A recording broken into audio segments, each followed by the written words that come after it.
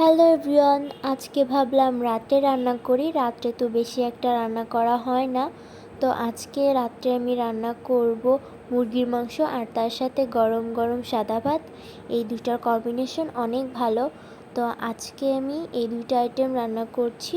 তো আজকে যেহেতু সকালের দিকে একটু বৃষ্টি হয়েছিল, তাই রাতের পরিবেশটা অনেকটা ঠান্ডা ঠান্ডা ছিল এবং অনেক ভালো একটা পরিবেশ ছিল। তাই এমন একটা পরিবেশে বসে রান্না করতে অনেক ভালো লাগছিল। তো আমার ভাতটা কিন্তু রান্না করা হয়ে গিয়েছে। তো এখন আমি মুরগির মাংসটা রান্না করব। আজকে আমি একটা দেশি মুরগির মাংস রান্না করব। তো এর জন্য আমি মশলাটা ভালোভাবে কষিয়ে নিয়েছি। এখন শুকনো মশলাগুলো দিয়ে আরও ভালোভাবে একটু কষিয়ে নিব।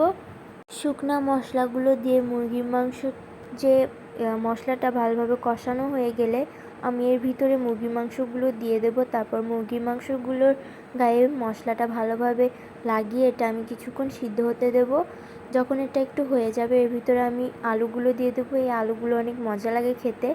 তো আমি এর ভিতরে একটু পরিমাণ মতো পানি দিয়ে এটা আর কিছুক্ষণ কষিয়ে নেব। কষা মাংস অনেক মজা লাগে। তো আমি এটা দুইবার কষিয়ে নেব অল্প অল্প পানি দিয়ে। কষানো শেষ হয়ে গিয়েছে, এখন আমি এর ভিতরে ঝোলের পানি দিয়ে এটা কিছুক্ষণ জ্বালিয়ে নেব। এরপর আমি উপর দিয়ে একটু গরম মশলা ছিটিয়ে দিলাম।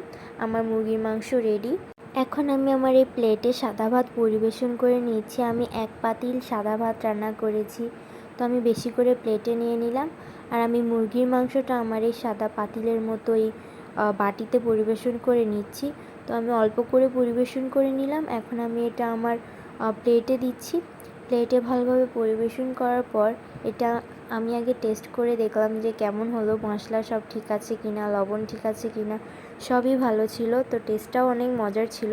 তো এই ভিডিওটা ভালো লাগলে আমার সাথে থেকো। তো সবাইকে বাই বাই।